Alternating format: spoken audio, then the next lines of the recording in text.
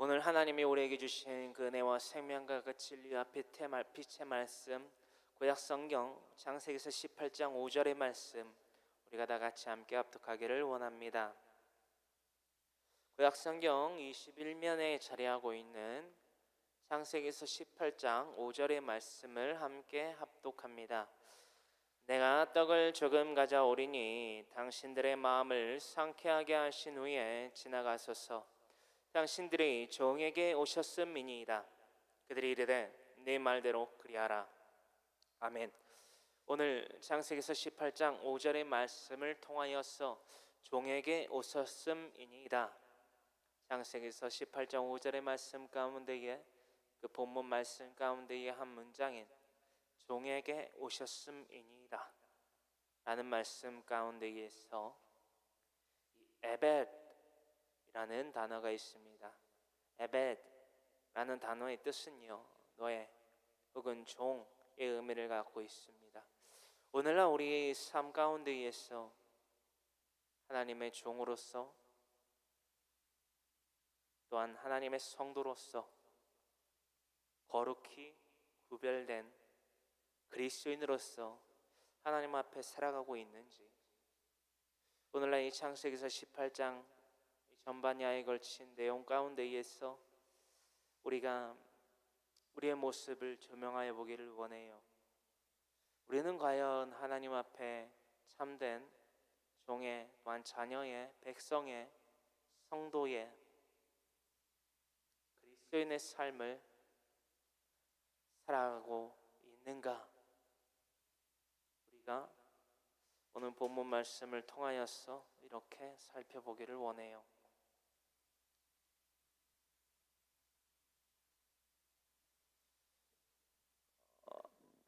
오늘도 강의 설교를 통하여서 하나님의 은혜들을 나눠보기를 원하는데요. 우리가 지난주에도 나눠봤듯이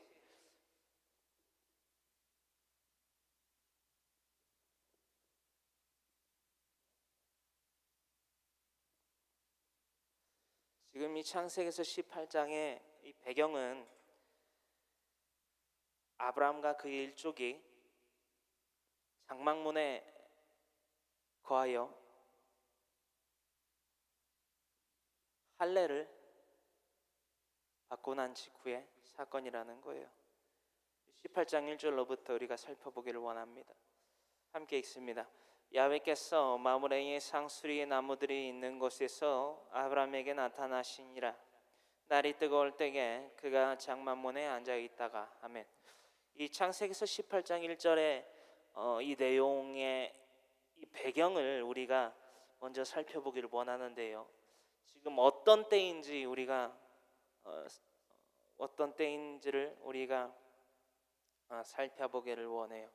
이 18장의 내용의 전개 가운데에 이때가 지금 어떤 때인가, 언제로부터 얼마나 시간이 흘렀는가를 먼저 알아야 되겠습니다. 18장 1절의 내용의 그 전개문은요, 10절의 말씀을 통해서 우리가 정말 잘 알 수 있어요. 창세기서 18장 10절의 말씀을 보면요, 이렇게 기록되어 있습니다. 함께 있습니다. 그가 이르시되 내년 이맘때 내가 반드시 내게로 돌아오리니 내 아내 사라에게 아들이 있으리라 하시니 사라가 그 뒤 장막문에 서 들었더라. 이 100세의 아브라함이 이삭을 낳았잖아요. 그렇죠? 지금 그러면 현재 내년 이맘때라고 그랬으니까 지금 아직 99세란 말이에요. 99세가 언제도 99세였죠? 우리가 장수로 보면 17장도, 그렇죠? 17장도 아브라함은 당시 99세였다라는 거예요. 그 99세였던 그때 즉 할례를 받고 그 무리 가운데에 아브라함을 포함해서 이스마엘을 포함해서 돈 주고 산 그 노예의 신분인 자들도 그 일족 가운데에 남자라면 누구나 예외 없이 다 할례를 받고 난 직후였다라는 거예요. 여러분, 오늘 이 18장 1절로부터 우리가 15절까지 나눠볼 수 있으면 좋겠는데요. 물론 주일에도 한번 다시 나눌 테지만 조금 내용의 전개가 스펙터클하게 흘러가요. 하지만 간결합니다. 이렇게 말씀드릴 수 있는 이유가 무엇인지 나눠보기를 원해요. 장문문에 앉아있다가 2절 눈을 들어본즉 사람 셋이 맞은편에 서 있는지라 그가 그들을 보자 곧 장막문에서 달려나가 영접하며 몸을 땅에 굽혀 이르되 내 주여 내가 주께 은혜를 입었사오면 원하건대 종을 떠나 지나가지 마시옵고스다. 자, 1절로부터 3절의 말씀은요, 때를 의미하고 있어요. 어떤 때였던가를 우리가 아주 조금만 곰곰이 생각해 보면 지금 아브라함에게 이 시기가 어떤 시기고 어떤 감정과 어떠한 현 상황인지를 알 수 있게 돼요. 어떤 때죠? 할례를 받았어요. 이 할례가 의미하는 것이 뭐였죠? 가장 크게 할례가 의미하는 게 뭐였냐라는 거예요. 할례란 특히나 구약의 할례란 여러분들에게 제가 이 질문을 드리면요, 구약의 할례란 무엇을 의미합니까? 라는 것을 정의해 보세요 라고 퀘스천을 드리면 여러분들은 물론 각자가 갖고 있는 포맷을 하고 있는 형식이 다 다를 수 있겠지만 일맥하는 상통적인 부분들은 일맥상통하는 부분들은 뭐냐면요, 하나님을 뭐하는 것? 신뢰, 의지, 그렇죠? 이게 또 믿는 것이라고까지 할례는 의미할 수 있겠어요. 왜죠? 아브라함과 더불어서 모든 일족이, 이거 잘 안 보일 것 같아요, 그죠? 다 썼어요. 아브라함과 그 모든 일족이 이거 다 썼네요.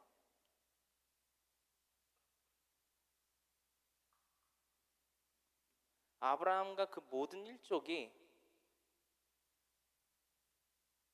할례를 받았을 때, 그리고 장막문에 거했을 때 이들이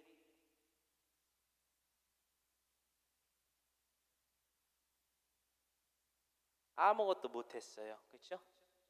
난지 8일 만에 포피를 베는 육체의 할례. 이게 무엇을 의미하냐라는 거예요. 모든 남성들이, 그 아브라함의 일족 가운데 있는 모든 남성들이 할례를 받아야만 했잖아요. 그렇죠? 17장에 이 할례가 의미하는 게 뭐냐면 우선 전투를 못해요. 그렇죠? 첫 번째, 그때 당시에 전투를 못한다라는 건요, 그렇죠? 그돌라오멜 왕이 그 모든 남방에 있는 성읍들을 다 쳐서 점령하고 심지어는 아브라함의 조카 롯과 그 일족을 모두 노예로 잡아서 끌어올려가서 단 그리고 호바에까지 잡아갔을 때에 그 사건을 우리가 볼 수 있었죠. 그리고 하나님께서 창세기서 15장에 두려워 말라, 그렇죠? 나는 네 방패요, 너희 지극히 큰 상급이라고 말씀하실 때 두려워하지 말라, 또한 나는 내 방패요 라고 말씀하신 이유가 바로 그 아브라함 때 당시에 있던 그 이교도를 포함한 아브라함의 일족을 공격할 수 있는 모든 민족들이 있었다, 도사리고 있었다라는 것을 의미할 수 있죠. 근데 이 전투에 항상 노출되어 있던 아브라함과 그 일족이 할례를 받았다라는 것은 그냥 목숨을 걸었다라는 거예요. 어떤 존재를 신뢰함으로? 하나님을 신뢰함으로, 의지함으로.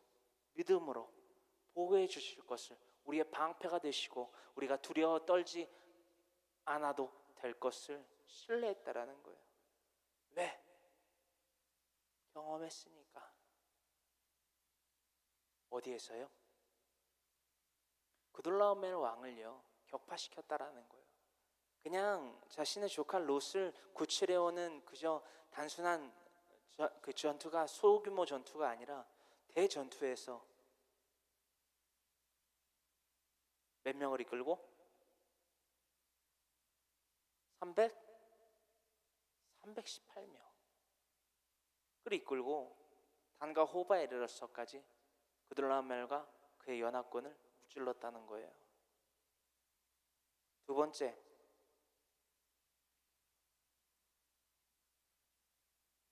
목축을 하지 못했다라는 거예요. 여기서 목축은요 우리가 일반적으로 알고 있는 뭐 엉긴 젖, 그죠? 소젖, 양젖 뭐 이런 것만을 의미하는 게 아니에요. 그것에서 뭐 소고기 뭐 이런 것만을 의미하는 양고기 이것만을 의미하는 게 아니에요. 지금 이 아브라함과 그 일족이 어디에 살고 있죠? 가나안 땅이란 말이에요. 그렇죠? 사막이잖아요. 그렇죠? 오늘날 팔레스타인. 그 지방에는 일교차가 엄청나게 극심합니다. 낮에는 뭐 더울 때도 있지만 추울 때도 있고요. 특히나 저녁 때는 목숨을 잃을 정도로 그의 몸의 체온을 유지를 하지 않으면, 그렇죠? 목숨을 잃을 정도로의 극한 온도차가 일교차가 크다라는 거예요. 근데 이 목축을 못했다라는 것은요 젖만을 의미하는 게 아니라 고기만을 의미하는 게 아니라 그 가죽 털을 확보하지 못했다라는 것을 의미하고 있어요.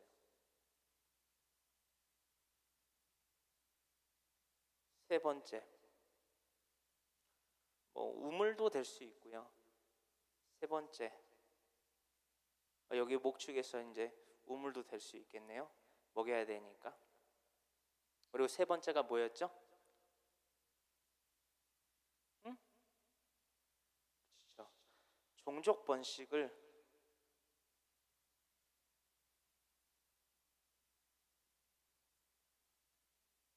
못했다라는 거예요. 족장 시대 그리고 또 시족 사회라고 할 수 있는데 이 세대 가운데에서 이 세 가지가 주요 핵심 활동이고 이게 곧 생계와 생명과 직계되어 있는 그죠? 작업들인데 이것들을 못했다라는 거예요. 이것들을 포기했다라는 거예요. 이 할례가 육체의 할례가 구약의 할례가 의미하는 것이 바로 이러한 요소들이 있다라는 것입니다. 이게 무엇을 지금 왜 뭐 때문에 지금 이거를 17장에서 나눴던 것을 지금도 나누냐? 지금 아브라함의 마음이 이 할례 육체의 할례를 구약의 할례를 겪고 난 직후인데, 그렇죠? 그때로부터 얼마 머지 않은 그 한 해 안에 있는 때인데 지금 1절로부터 3절의 말씀이 전개가 이루어진다라는 거예요. 지금 아브라함이 이 세 사람을 보고서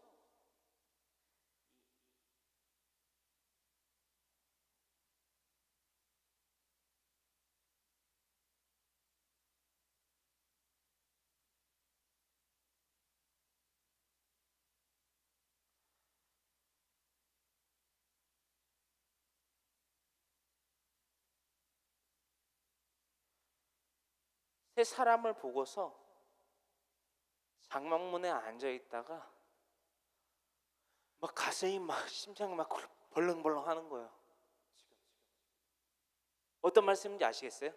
구약의 할례를 겪고 하나님을 신뢰함으로 말미암아 하나님을 의지함으로 말미암아 하나님을 믿음으로 말미암아 그 모든 세 가지의 생명과 직결되는 그 행위들을 그 모든 일족들이 남성의 일족들이 다 이행하고 나서 직후라는 거예요. 지금 얼마나 지금 떨리겠냐라는 거예요. 한편으로 얼마나 두렵겠냐라는 거예요. 하지만 이 세 사람이 하나님, 곧 하나님의 천사 메신저인데, 이 세 사람이 오는 것을 보고서 그 장막문 어귀에 앉아 있다가 발견한 거예요. 거를. 지금 그 내용이 지금 3절까지에 이루고 있는 말씀이라는 것입니다. 그래서 3절에 그들을 향해서 이렇게 몸을 달려나가서 영접하며 그 앞에 몸을 땅에 굽혀 이르되, 내 주여, 내가 주께 은혜를 입어 싸우면 원하건대 종을 떠나 지나가지 마시옵고 라고 말하는 거예요. 에베드라는 표현을 쓰면서 종이라는 거예요. 종. 여러분, 어떻게 이때 아브라함이 하나님의 천사들에게 자신을 에베드, 종이라는 표현을 쓸 수 있었을까요? 믿음의 행위를 나타냈다라는 거예요. 하나님을 신뢰하는 행위,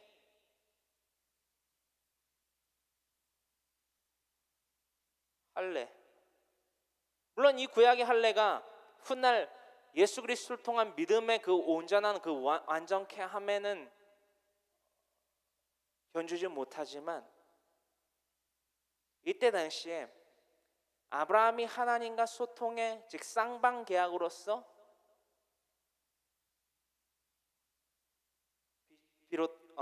빚어낸 마크라는 거예요. 사인이라는 거예요. 그렇죠?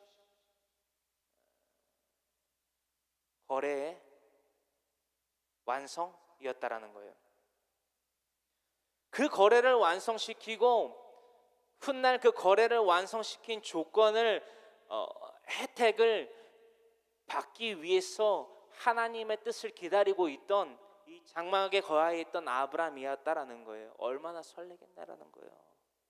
그래서 자신을 육체의 할례를 받고 믿음으로 신뢰함으로 하나님을 그 두려움 가운데에서, 모든 환경 가운데에서 하나님을 신뢰함으로 육체의 할례를 받은 민족, 그 가운데 대표 헤더 아브라함이라는 거예요. 하나님의 종이라는 거예요. 스스로를. 그리고 그 하나님의 천사, 곧 하나님이라고 해도 과언이 아니지요. 왜냐하면 스스로를 그 앞에 종이라고 했으니까 알아봤다라는 거예요. 알아봤다라는 거죠. 이게 키포인트거든요. 알아봤다라는 거죠. 그리고 그 하나님의 사자들을 대접해요. 4절로부터 있습니다. 물을 조금 가져오게 하사 당신들의 발을 씻으시고 나무 아래에 씻소서. 내가 떡을 조금 가져오리니 당신들의 마음을 상쾌하게 하신 후에 지나가소서. 당신들이 종에게 오셨음이니이다. 그들이 이르되 내 말대로 그리하라. 아멘. 여러분, 여기 5절에 보면요, 상쾌하게 하신 후에, 당신들의 마음을 상쾌하게 하신 후에 라는 표현이 나와요. 이 상쾌하게 하다, 정말 이 5절의 말씀을, 이 오늘 본문 말씀인데요, 이 본문 말씀 가운데에서 당신들의 마음을 상쾌하게 하신 후에, 이 문장이 또 한편으로는 오늘 본문 말씀 종에게 오셨음이니이다 라는 말씀과 더불어서 저의 마음을 많이, 한편으로는 정말 거룩한 부담감이라고 할까요? 그런 거룩한 부담감을 갖게 했던 말씀의 귀절이고 한 문장이었습니다.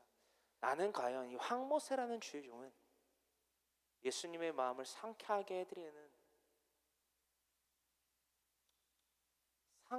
해드리는 하나님의 자녀인가? 마태복음 3장으로부터 기록되어 있는 것처럼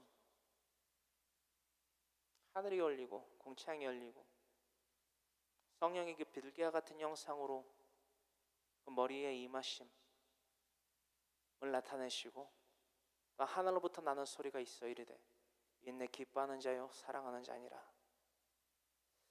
그게 정말 예수 그리스도, 즉 하나님의 마음을 상쾌하게 해드린 예수님이 받으셨던 일침이 아니었던가라는 생각을 또 한편으로 간통을 하게 하셔서 제 마음에 다시금 그 10년 가운데에 새겼던 한 문장 또한 구절이었다라는 것을 나눴으면 좋겠습니다.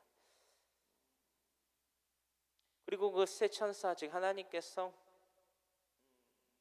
그렇게 네 말대로 그리하라 라고 말씀하십니다.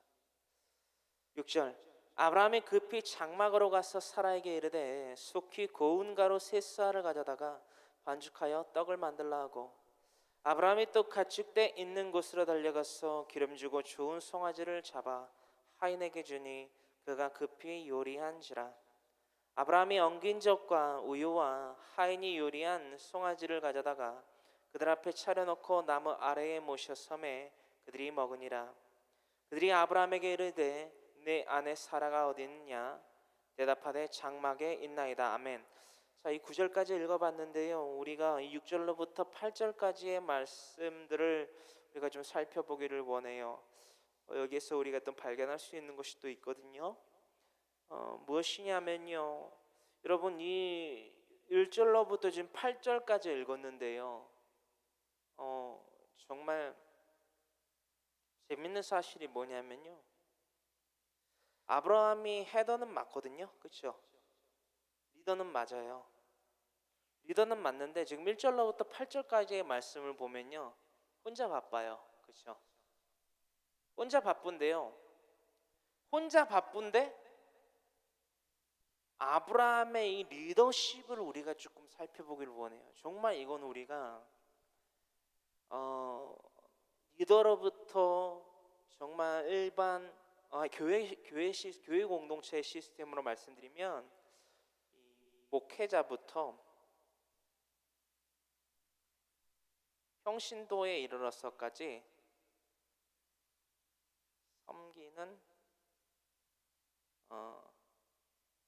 방법, 하나님을 섬기는 방법이라고 할게요. 섬기는 방법의 리더십.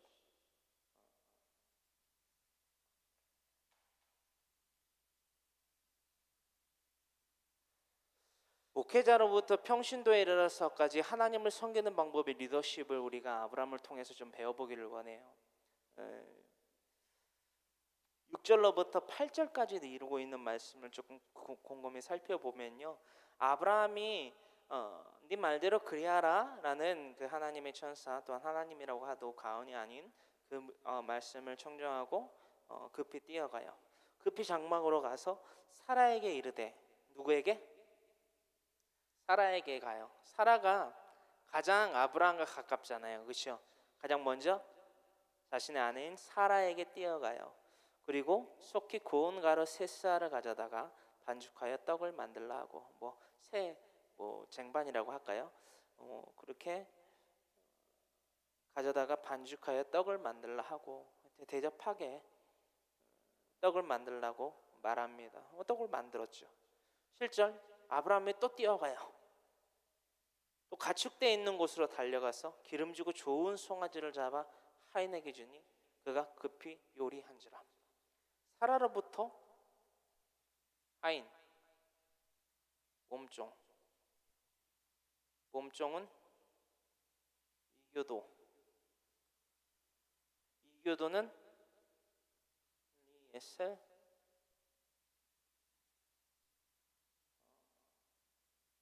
아갈과 같은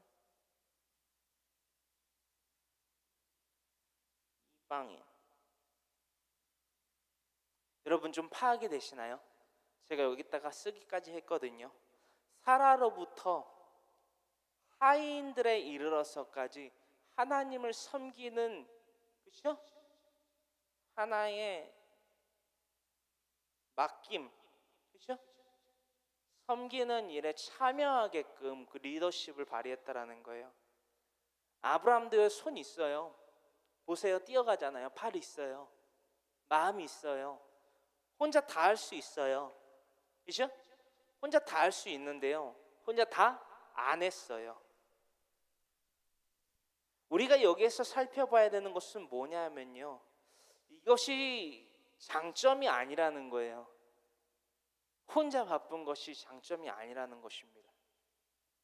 이건 무엇을 의미하냐면요, 사라로부터 하인들에 이르러서까지 하나님을 섬기고자 하는 마음이 없다라는 거예요. 이해되세요? 아브라함 지금 혼자 바빠요. 혼자 바빠요. 만약에요, 아브라함과 하나님이 소통하는 이 가운데에 5절까지의 이 내용 가운데에 리더인 아브라함에게 사라로부터 하인들이 이르러서까지 그 모든 광경을 주목하고 지켜보고, 그럼으로써 자신들이 품고 있던 마음이 행하게 됐더라면 일일이 안 쫓아다녔어요. 지금 그죠? 일일이 안 쫓아다녔다라는 거예요. 헌데 혼자 바빠요. 여기에서 우리는 탐구를 해야만 됩니다. 그냥 읽어서는 안 돼요. 성경. 왜 아브라함 혼자 바쁘지? 여러분, 때로는요, 리더가요, 정말 특히나 하나님을 섬기는 리더가 외로울 때가 있어요. 외로울 때가 있어요. 정말 말씀드리면 이 성도들의 성도들이 하나님을 섬기는 예배에 있어서 주의 종과 연합하는 관계보다는 무언가 혜택만을 받으려고 하는 경우들이 상당히 많다라는 거예요. 우리 지금 현재에서의 교육 공동체 내 가운데에서도 그런 일들이 비일비재하다라는 것입니다. 여러분, 은혜는요, 이 땅의 섭리 가운데에서나 하나님의 섭리 가운데에서나 은혜는요, 응당 갚아줘야만 된다라는 거예요. 그죠? 주의 종들은요, 이 리더들은요, 하나님의 종들인 리더들은, 에베드라고 하는 종들은요, 자신들의 삶을 바쳤잖아요. 그렇죠?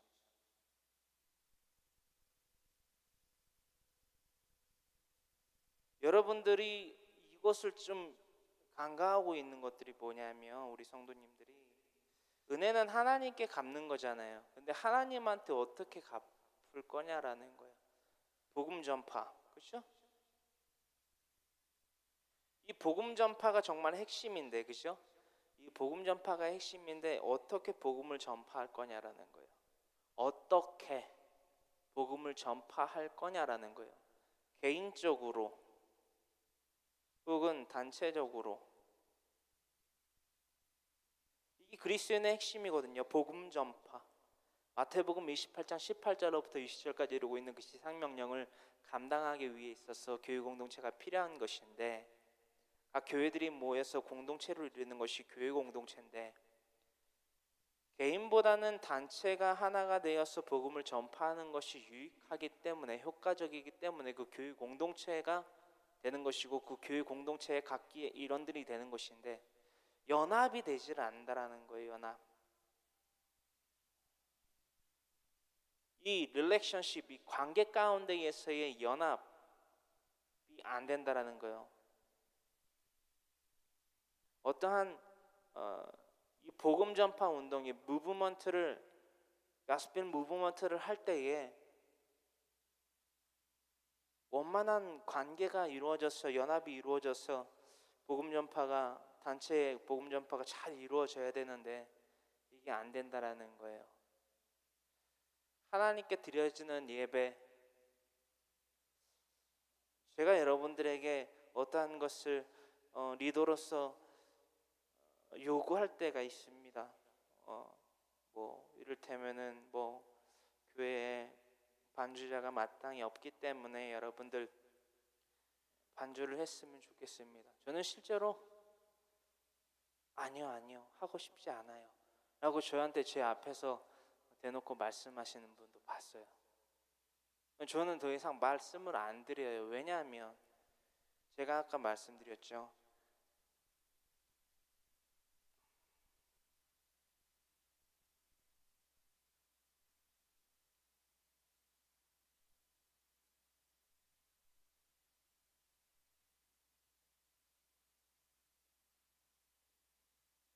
받는 은혜가 분명히 있단 말이에요.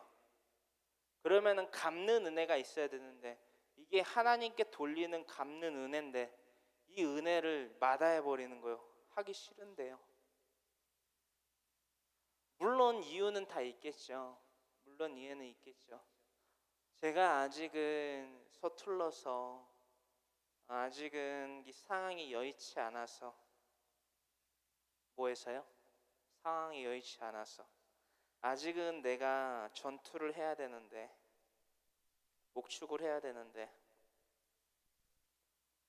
씨를 번성해야 되는데 이거는 목숨과 직결되어 있는 문제였다니까요. 근데 어쨌든 간에 그 밑에 4순위나 5순위나 6순위나 7순위나 한 10순위쯤 되는 것들을 가지고 네거티브 한다라는 거예요. 오늘날 우리 교회 공동체에 이런 일들이요 좀 비일비재해요. 물론 안 그러는 경우도 많은데요. 이 주의 종으로서 이 말씀을 묵상해 봤을 때 이런 것들이 우리 교회 공동체 가운데 필요하다라고 정말 생각됐습니다. 이 말씀은요 그저 우연히 기록된 게 없어요. 분명한 교훈이 있고 분명한 책망이 있고 바르게 함이 있고 그 가운데 하나님의 의가 드러나 있는 거거든요. 디모데후서 3장 15절로부터 이 말씀처럼 우리가 이 말씀들을 그렇게 우리의 마음 가운데 새기기를 원해요.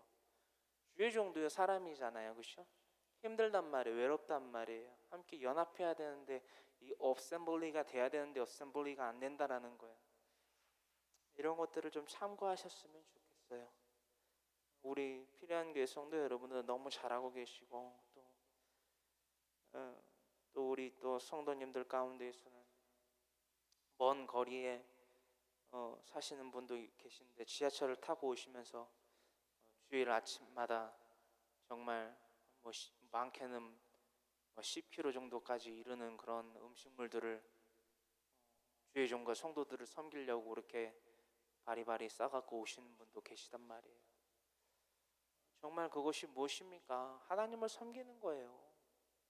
여러분 주의 종과 성도들을 섬기는 게요 하나님을 섬기는 거예요. 왜요? 그것들을 통해서 우리가 함께 하나님께 예배드리잖아요. 예배 하나님의 종입니다. 황모세 같은 주의 종이 아니요 하나님의 종과 양들인 여러분들이 어떻게 주의 종인 저에게 종이 되겠어요? 저를 섬기는 게 아니잖아요. 그렇죠? 궁극적으로 하나님을 섬기는 거라는 거예요. 할렐루야.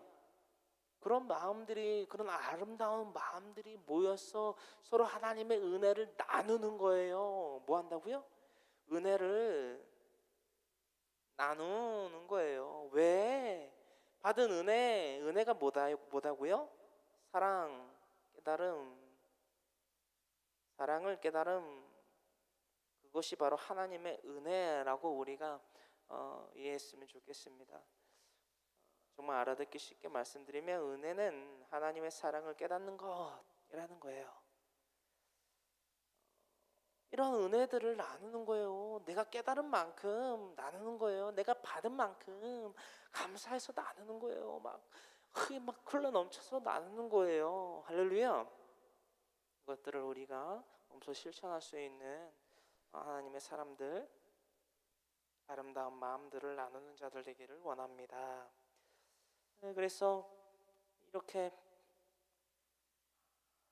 사라로부터 몸종들에 이르러서까지 그렇게 하나님을 예배하고 하나님을 섬기는 하나님을 맞이하는 그런 작업에 동참하게 만든다라는 거예요. 예배자는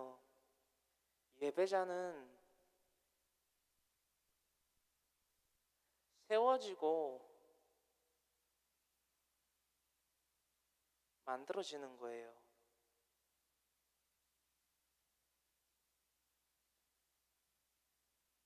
예배자는 세워지고 만들어지는 것이라는 것입니다. 특히나 예배자가 세워지고 만들어지는 것 가운데 의해서 정말 우리에게는 이 아브라함 때와는 또 다르게 정말 유익한 것이 하나님의 말씀, 그렇죠? word, 하는 하나님의 말씀이 정말 우리가 있기 때문에, 또 하나님의 말씀과 더불어서 기도, 그렇죠? 마태복음 6장 9절로부터 13절에 기록되어 있는 주 기도문, 핵심적인 기도문이라는 것이죠. 우리가 기도할 때에 어떤 것을 놓고 기도해야 되는지 그 우선순위가 분명히 열거되어 있는 그 기도문, 그 기도문을 중심으로 하나님 앞에 기도를 드릴 때에 정말 실패가 없고 하나님이 들으실 만한, 응답하실 만한 에베드, 종의 기도가 된다라는 것을 우리가 잠깐 나눠봤고요. 이 두 가지가 정말 우리 신약의 시대에 살고 있는 우리에게 정말 큰 유익이라는 것입니다. 영적인 유익이라는 거예요. 그러므로 예배제가 세워지고 만들어지는 그 과정 가운데에 두 개의 필수적인 요소, 말씀과 기도가 있음을 다시 한번 감사하게 되는 오늘날이고요. 정말 그렇게 구약의 이 말씀과 이 기도가 적절히 이루어지지 않음 가운데 있어도 하나님을 섬기는 방법이 바로 이것이었다라는 것을 우리가 원초적으로 알 수 있다라는 거예요. 예배자는 세워졌다. 그 마음 가운데에 하나님을 예배하고 하나님을 경외하는 그 마음이 아브라함만큼 가득하지 않았던 자신의 아내 사라로부터 하인들이 이르러서까지 그 마음을 이끌어낼 수 있는 그 예배자의 그 애티튜드를, 자세를, 행실들을 아브라함이 하게끔 세워줬다. 이 리더자들의 역할이 바로 이것이라는 거예요. 그저 그 자리에 머물러 있게만 만드는 것이 아니라 하나님 앞에 예배자로 세워지게끔 눈높이 교육을 해서 할 수 있는 그 탤런트들을, 그렇죠? 자신의 아내 사라는 특히나 여자였기 때문에 그 밀가루 3쌀을 가져다가, 그렇죠? 떡을 굳게 만들었고, 자신의 그 가축대를 그 맡아 기르는 그 하인에게 가서는, 그렇죠? 그 엉긴 젖과 그 우유와 그 기름진 송아지 고기를 잡아서 하나님의 사자들을 대접했다라는 것을 우리는 나눠봤습니다. 9절에 이루고 있습니다. 다시 9절에 있습니다. 그들이 아브라함에게 이르되 네 아내 사라가 어디 있느냐? 대답하되 장막에 있나이다. 그가 이르시되 내년 이맘때 내가 반드시 내게로 돌아오리니 내 아내 사라에게 아들이 있으리라 하시니 사라가 그 뒤 장막문에서 들었더라. 스탑. 자, 뭔가가 또 전개 가운데에서 암시를 하고 있어요. 암시문이라고 하는데요. 이 10절 가운데에서 그가 이르시되 내년 이맘때 내가 반드시, 그러니까 100세 때에 하나님이 돌아오신다. 역사하신다라는 거거든요. 지금 역사할 것이다. 내 아내 사라에게 아들이 있을 것이다. 그때에 사라의 아들 이삭이 아들이 있다. 그렇죠? 있을 것이다 라고 하는데 사라가 장막문 뒤에 그것을 듣고 있었다라는 거예요. 11절 무엇을 전개하고 암시하기 위해 있어서 이 10절의 말씀이 이 뒷문장이 있었는가 우리가 살펴보기를 원해요. 이게 바로 이 아브라함과 에베드가 아닌 그 마음을 달리하고 있던 이 사라의 중심의 그 사이 애티튜드였다라는 거예요. 우리가 이것들을 좀 나눠보기를 원해요. 특히나 우리가 간과하지 말고 정말 그 포인트를 놓치지 말아야 될 것은 뭐냐면 그 육체의 할례는 누구만 받았다? 남성들만 받았다. 그래서 태초로부터 선악과의 범죄 사건을 보면요, 아니죠. 창세기서 2장 17절로부터 사람 즉 아담이 지어졌던 그 때와 더불어서 그 갈빗대를 깊이 잠에 들게 하신 이후에 갈빗대를 취하여서 그 돕는 배필인 여자인 하와를 지으신 그때로부터, 또한 창세기서 3장 1절로부터 그 원죄, 그죠? 오리지널 시인이라고 하는 선악과 범죄를 일으킴으로 말미암아 하나님께서 다시금 한번 그 정립을 하셨지요. 남편은 여자 너는 즉 하와는 여자는 남편을 원하고 남편은 너를 다스릴지니라. 그런 속성들이 이 족장 시대인 아브라함 때에도 정립이 되고 있다라는 것을 우리가 다시금 살펴보기를 원해요. 11절 아브라함과 사라는 나이가 많아 늙었고 사라에게는 여생의 생리가 끊어졌는지라. 이 11절의 말씀은요 환경을 말하고 있어요. 환경. 아브라함과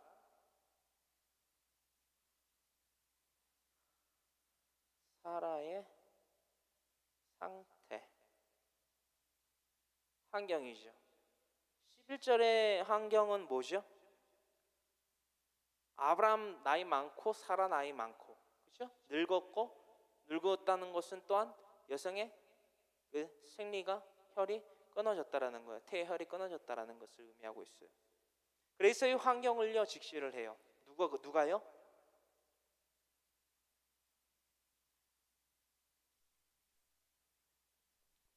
자, 이제 갈려요. 아브라함의 애티튜드와 사라의 애티튜드가 이제 갈리기 시작해요. 왜 아브라함이 하나님의 그 사자 셋에게 나아가서 자신을 종 에벳이라고 칭했는지 그 속성이 나온다라는 거예요, 여러분. 자, 12절입니다. 애티튜드, 사라의 애티튜드가 나와요. 할례를 받지 아니한 사라. 자, 나옵니다. 사라가 속으로 웃고 이르되 내가 노쇠하였고 내 주인도 늙었으니 내게 무슨 즐거움이 있으리요. 아멘. 자, 보세요. 제가 아까 말씀드렸죠. 창세기 3장으로부터 기록되어 있는 말씀처럼 이 다스림, 남자가 여자를 다스리고 여자가 남편을 원하는 그런 구도가 자연스럽게 무르르듯이 지금 사라의 입술을 통해서 지금 고백이 돼요. 종이라는 표현이요 두 사람에게서 나와요. 아브라함과 사라, 이게 나와요. 정말 이게 중요한 포인트거든요. 12절에 사라가요 속으로 웃고 이르되, 뭐 속으로 마음을 품었다라고 해도 뭐 틀린 건 아니고요, 말했다고 해도 틀린 건 아니에요. 뭐라고 속으로 웃고 이렀냐면 내가 노쇠하였고, 그렇죠? 늙었고 쇠하였고. 11절의 말씀을 이제 그걸 한 거죠. 네포에서 얘기를 한 거죠. 그리고 뭐라고 그랬냐면요, 내 주인도 늙었으니, 자신을 에베드라고 칭하는 거죠. 그렇죠? 속성 자체를. 사라는 여기로 붙어야겠네. 아브라함은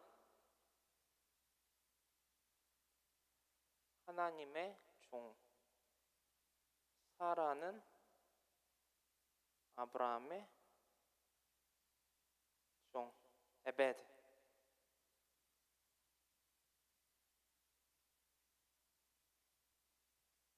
히브리어로 에베드라는 나와 있는데, 에베드라는 표현이요 이 두 사람에게서요 쓰여지는데 그 대상과 그 표현 방식이 달라요. 아브라함은 적어도 지금 나누고 있는 18장 당시에는 적어도 절대적이에요. 왜? 육체의 할례를 받음으로써 말미암아 모든 그 세 가지 중심적인 그 세 가지들이, 그죠? 전투, 목축, 시, 이 세 가지에 대해서 깡그리 할 수가 없었고, 그 할 수 없었던 것 가운데에 지킴을 받았어요. 그렇죠? 하나님께서 그들의 그 민족 가운데 방패가 되주셨어요. 본 거예요. 봤다라는 거예요. 특히나 직접적으로 할례를 받음으로써 모든 것을 자신들이 육체로 겪었단 말이에요. 사라는 그게 아니었어요. 물론 함께 거하였지만 이 사라의 이 생계는요 지금 절대적으로 하나님에게 달려 있다라고 생각을 못했어요. 하나님에게 이 자신의 이 생명줄이 달려 있다라고 생각을 안 했다고요. 아브라함과 그 일족, 전투민족, 그죠? 목축을 하고 씨를 번성케 하는 그 환경 가운데에 사라는 길들여져 있었어요. 그러니까 하나님의 사자, 즉 하나님 앞에서 부정적인 생각을 가질 수 있었고, 부정적인 말을 내뱉을 수 있었고, 자신이 그 부정적인 생각과 말을 할 수 있었던 이유를, 근거를 바로 자신이 자신의 남편 아브라함의 종인 것을 내 주인이라고 칭함으로써 모든 것을 증명해 버렸어요.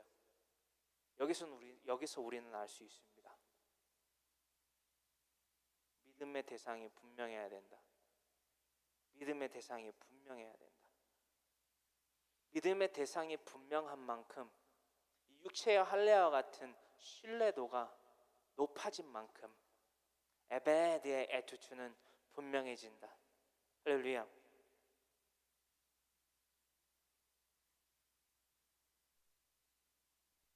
13절의 말씀을 보실까요? 우선 1차적으로 하나님의 사자, 즉 하나님께서요, 그렇게 웃고 그렇게 부정적인 생각을 가지고 자신 스스로를 나는 아브라함의 종이다라는 것을, 그 속성을 정립하는 사라에게 먼저 말씀을 나누시는 게 아니라, 따지시는 게 아니라 아브라함에게 따지세요. 이거 정말 우리가 놓치지 말아야 될 거거든요. 이 속성에 대해서도 우리가 나눠보기를 원해요. 13절이에요. 함께 있습니다. 야훼께서 아브라함에게 이르시되 사라가 왜 웃으며 이르기를 내가 늙었거늘 어떻게 아들을 낳으리요 하느냐. 아멘.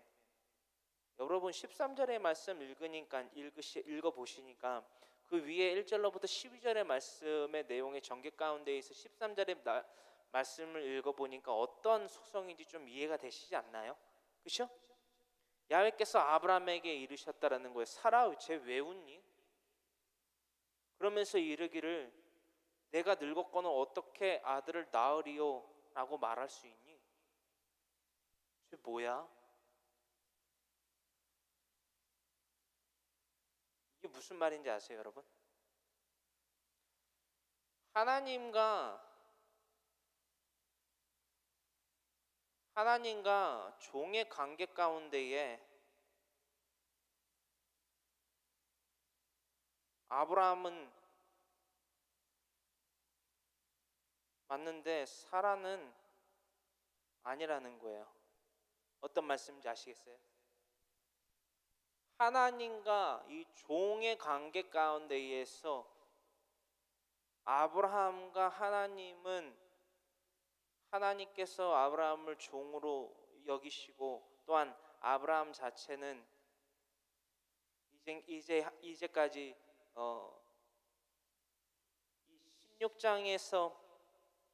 16장에서 행했던 것처럼 자신의 아내 사레의 말을 들어서 그 아내의 몸종인 하갈과 동침했잖아요. 그렇죠? 그건 뭐 사레의 종인 거잖아요. 하나님의 말씀 그냥 깡그리 무시하고, 창세기서 12장으로부터 15장의 말씀 깡그리 무시하고 심수에 들었으니까 사레의 말을 들으면, 그렇죠? 라고 기록되어 있기도 하고, 하나님과 종의 관계 가운데에서, 에베드 관계 가운데에서 아브라함은 종이 맞는데요, 사라는 종이 아니었다라는 거예요. 그래서 하나님의 종인 아브라함에게 물으시는 거예요. 하나님의 사자가, 하나님이 야, 쟤 왜 저래? 야, 네 아내 태도가 왜 저래? 왜 저런 생각을 하고 저 생각을 왜 입 밖으로 내뱉어? 비웃네?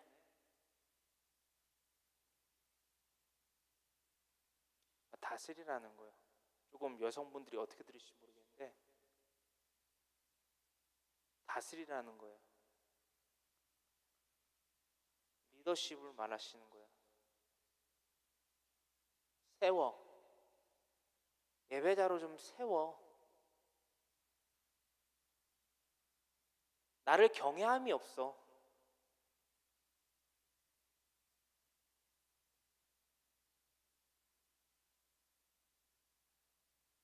하나님께서 내 아내가 나를 경외함이 없다. 내가 어떤 존재인지를 모르네 지금. 너 내가 어떤 존재인지 알지? 너 지금 네가 내 종이라고 했지. 종에게 오셨음이니이다 라고 엎드려서 나에게 절했지. 하나님께서 정말 창세기 가운데에서 자신의 존재를 정말 많이 드러내세요. 속성을. 14절의 말씀이에요. 사라의 애투투를 보시고 그 사라의 애투투에 대해서 다시금 아브라함에게 되묻듯이 말씀을 하세요. 14절입니다. 함께 있습니다. 야훼께 능하지 못한 일이 있겠느냐? 기한이 이를 때에 내가 내게로 돌아오리니 사라에게 아들이 있으리라. 아멘.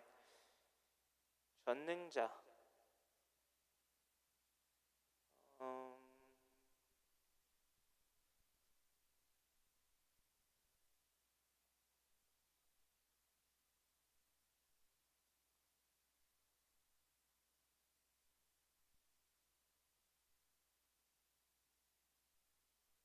엘로힘 하나님 가운데에서 특히나 야훼 일에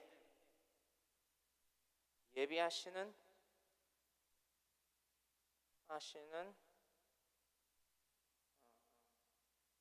뭐 예비하시는 애도 뭐 틀린 건 아닌데, 예비하시는 하나님에 대해서 특히나 이 야훼 일의 하나님에 대해서 우리가 나눠보기를 원하는데요. 야훼 일의 하나님의 속성 가운데에서 이삭, 그죠? 이삭을 18장에서 4번이가 언급을 하십니다. 그죠? 10절 그리고 14절에 2번 언급을 하세요. 왜 이렇게 계속해서 하나님의 언약과 확약과 지금 이 18장에서만큼도 10절과 14절 2번이나 이렇게 읽으셨냐라는 거예요. 하나님은요 인정받기를 원하세요. 할렐루야. 하나님의 능력이 있으심을 인정받기를 원하세요. 할례 또한 궁극적으로 인정 작업이에요. 여러분, 인정 작업이라는 거예요. 인정 작업. 할례. 이게 구약이든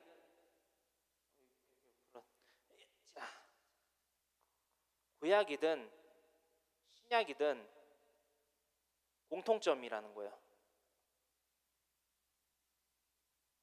뭐가요? 하나님께 대한 인정이요. 하나님의 능력에 대해서 인정하고 환영하고 모셔드리는 작업이라는 거예요. 할례라는 거예요. 할례라는 작업이. 날마다 하나님은 나타나세요. 능력의 하나님입니다. 전능자다. 예비자다. 믿니? Trust me? Are you? 오늘 하나님이 우리에게 물으세요.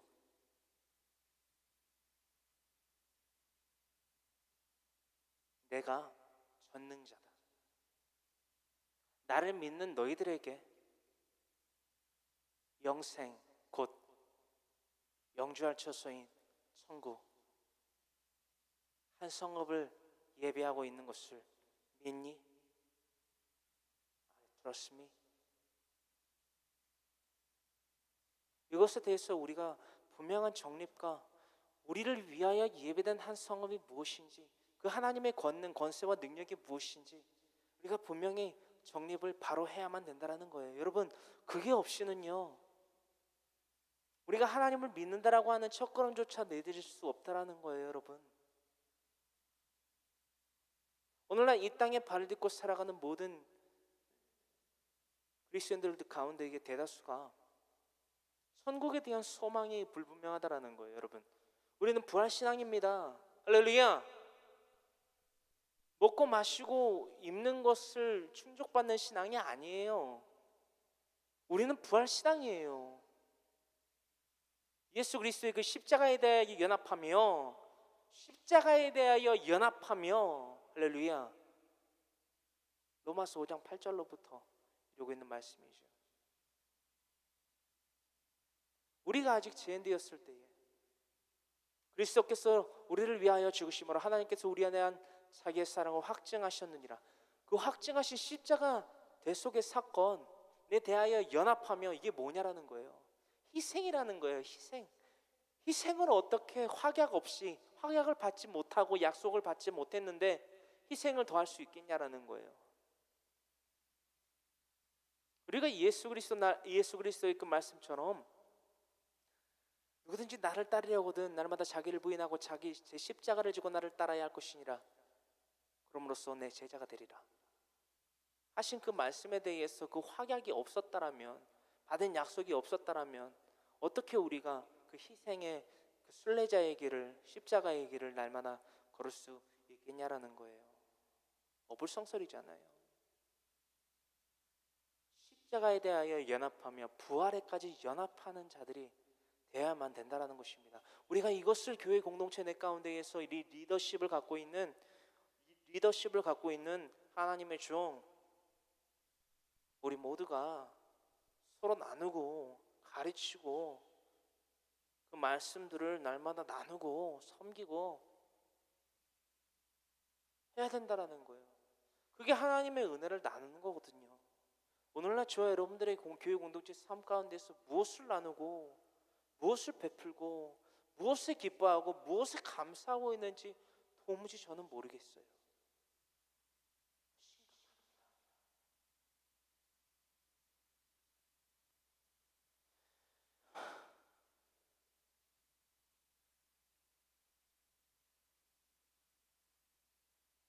15절의 말씀이에요. 오늘 15절의 말씀까지만 나눌게요. 다 같이 읽습니다. 사라가 두려워서 부인하여 이르되 내가 웃지 아니하였나이다. 이르시되 아니라 내가 웃었느니라. 아멘. 사라가 두려워했다라고 해요. 15절에. 그죠? 사라.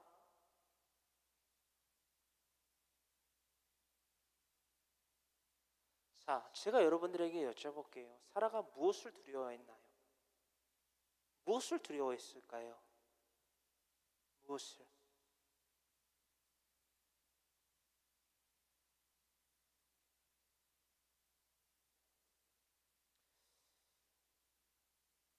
이것은 정말 긴 하나의 과제가 될 수도 있겠습니다. 사라가 무엇을 두려워하여서 부인하여 이르되 내가 웃지 아니하였나이다 라고 대답했을까요? 무엇일까요? 하나님께 약간은 믿음을 두었다?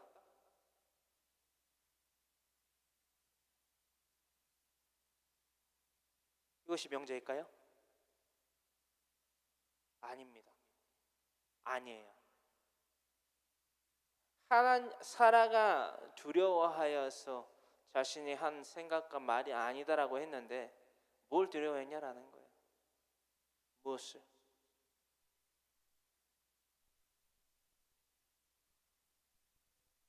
하나님께서 이 약속 10절과 몇 절이에요? 14절의 말씀에 대한 언약을 이뤄주실 능력이 있는데 내가 웃었다라고 하면은 안 이뤄주실까봐 하는 그런 두려움인가요? 그것도 아닐 거예요. 제가 여러분들에게 주일날 이 15절에 대한 사라는 과연 무엇을 두려워했는가에 대해서 좀 나누기를 원해요. 주일날까지 사라가 두려워하여서 부인하여 일렀던 것은 어떠한 이유 때문인가? 그 까닭은 무엇인가? 좀 곰곰이 살펴보시면서 앞뒤 문맥들을 조금 살펴보시고 그 깨달음 가운데 좀 나오셨으면 좋겠습니다. 할렐루야. 찾으실 수도 있고 못 찾으실 수도 있는데 주일날 나눠보겠으면 좋겠어요. 어쨌든 간에 우리가 15절의 말씀 가운데에서 나누고자 하는 중심은 그 교훈은 이거예요. 하나님께 대하여서 철저한 예배디아 에티튜드를 가져야만 된다는 것입니다.